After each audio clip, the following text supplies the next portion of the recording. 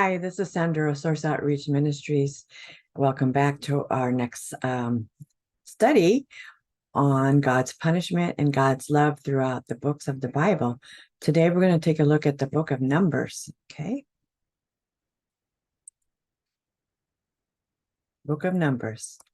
And this is also what the author of this book is Moses. Okay, we see in each of these studies, God's definition of love and judgment. I'm just going to read a little bit about it. It says God's love defined as benevolence and affection toward his people. And also there are several ways to show love to a person because God did a lot of things for them. And as you'll see in this study, providing them food and taking care of them night and day. And then also there's God's judgment, which you're going to see in this study also, because if God gives love, he also gives discipline, and there is judgment. So if people, as Adam and Eve were the first sinners on this world and the corruption continued, then everyone, the Israelites, were part of their bloodline. And so a lot of things just started to happen. And we'll just look at that a little further as we study today in Numbers. Okay. All right. All right. The characters that are in the book of Numbers are, of course, God, Yahweh, Moses, the prophet, and Aaron was Moses' brother. He's the priest. And Eleazar was Aaron's son, who takes his place when Aaron dies. And Balaam, a diviner for hire from far away. And he was hired to by Israel's enemies to curse God's people. And we'll see what happens to him during this study. And then Joshua is Moses' aide who spies on the people of Canaan. God selects him to be Moses' successor once Moses is dead. Okay. Key themes, what is Numbers about? Okay, there are a lot of weird happenings along the Israelites' journey, including the episode with the talking donkey, and that's with Balaam. Okay, but the main focus of this book in Israel, repeated rebellion of God's repeated mercy and discipline on his people. If we had to choose just one verse to sum up the key theme in this book, it would be Numbers 14:11. The Lord said to Moses, "How long will this people spurn me? How long will they not believe in me, despite all the signs that I have performed in their midst?" And this is in the beginning of the book of Genesis and Exodus and Leviticus, all this stuff. The Israelites, they're always rebelling against God. And Moses, who is the one that's leading them through the wilderness to get to the promised land, Canaan. All right. They just don't learn. All right. Human rebellion. The Israelites rebel against God and Moses several times in the book of Numbers. They complain about food. They complain about water. They complain that they'll be bruised by their enemies. They complain about Moses and even make a few death threats. They're never happy. Does that sound like us here today? It's always complain, just not content. All right. When the people complain, this is divine punishment. When the people complain, God hears them and it doesn't go well. The book of Numbers has stories of God killing rebellious Israelites with fire, plague, and even snake bites. Whew. Sometimes Moses calls to God for help. When the people turn on him, sometimes God punishes them directly. So they're just against God, they're against Moses. They just not happy. All right. Divine provision. But even though the people prove to be rebellious, God extends his mercy to them. That's love. That's love. Okay. Rather than killing off the whole nation in the wilderness, he waits for the rebellious generation to die off and preserve the younger people. He continues to provide manna, the mysterious bread from heaven, and he even prevents Balaam, the pagan prophet, from cursing the people. So, he can take care of anything and everything, all our needs, even today. Okay. Just need to trust in him and have faith. But back then, the Israelites, they just didn't have much faith. They just kept messing up. All right.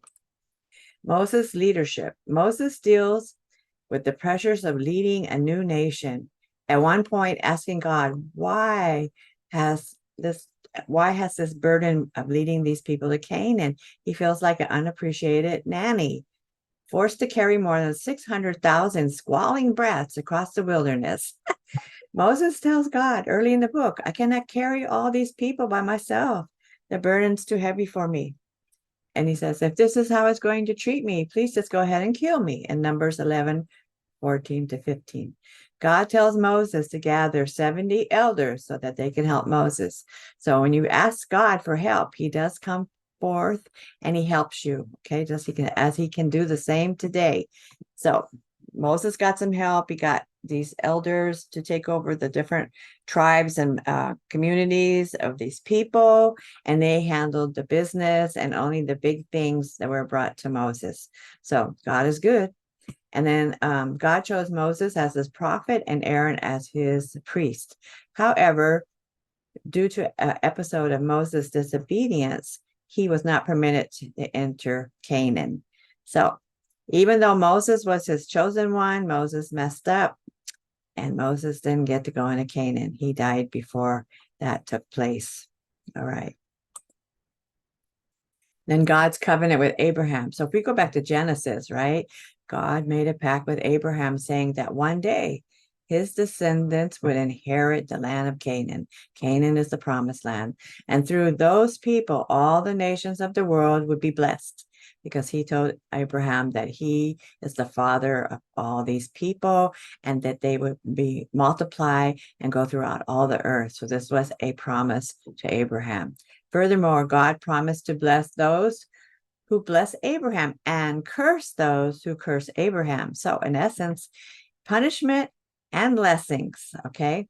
The name Abraham only shows up one time in the book of Numbers, but if you look closely, you'll see that God is at work fulfilling his promises to Abraham throughout the book of Numbers. All right, I made some spelling mistakes here. I'm sorry, folks. Okay. All right. Even though the people of God rebel time and time again, God doesn't abandon them in Numbers. Instead, he provides for their needs, helps them with their win battles, and prepares them for entering the promised land. Once again, if we place ourselves in Israel's shoes, due to our sinful nature today, we likely wouldn't have fared better. At the very least, we would have complained about all the sand and the lack of food in the desert. But this shows that God has remained faithful to his people from the very beginning. Okay. Revenge. This is another punishment. Revenge against Midian. Remember Balaam, right? We're talking about him a little earlier. He was hired to bring disasters to the Israelites. Okay. So he makes a comeback and he gets the people of Midian to seduce Israel away from God and after their foreign gods, their idols. As one can imagine, God does not approve of this. So God has Moses assemble an army of 12,000 people. Let's take a look at what happens next. In Numbers 31:7-8, they fought against Midian as the Lord commanded Moses and killed every man. Among their victim was Evi, Rekem, Shur, Hur, and Reba, the 5 kings of Midian. They were killed also, and then they also killed Balaam, son of Beroth, by the sword. So he didn't survive. He was punished and he was taken out. Okay, the Midianite men didn't survive, and neither did Balaam, as I just said. Okay, so when you go against God, you're going to be having some punishments, even possibly death, right? All right, God's relationship with Moses. Although God and Moses leave things on a somewhat sour note, with Moses rebelling against God and all, this doesn't capture the majority of what we see in this relationship. God speaks to Moses a great deal in Numbers and shows that he desires to have a close relationship with his people. So God was depending on Moses to help him to get the word to the people about what he wanted from the people. He wanted them to worship him and glorify him and love him as he loved them. And Moses did his best, but these people, the Israelites, they were rebellious. They were so rebellious, and Moses continued to do this until he died. Okay. All right. So I put some of the highlights in Numbers today, talking about Moses, about Balaam, about the Midians that were destroyed, the kings, and a lot of the things that were going on. God provided the Israelites food and water during their wilderness time, but yet he also did some curses on them too, with fire, plagues, and snakes. So you don't mess with God above, you just don't. So I thank you today for watching this Numbers lesson in the Bible about love and punishment, and also our judgment. And I just encourage you to get your life in order, give your life to Jesus Christ. Don't be destroyed by lack of knowledge. The Bible is our guide during the times on this earth right now. If you choose not to do this, there is death and destruction for you. Satan comes to the earth to steal, kill, and destroy. May you make the right decision. It is in your hands. God bless, and thank you for watching.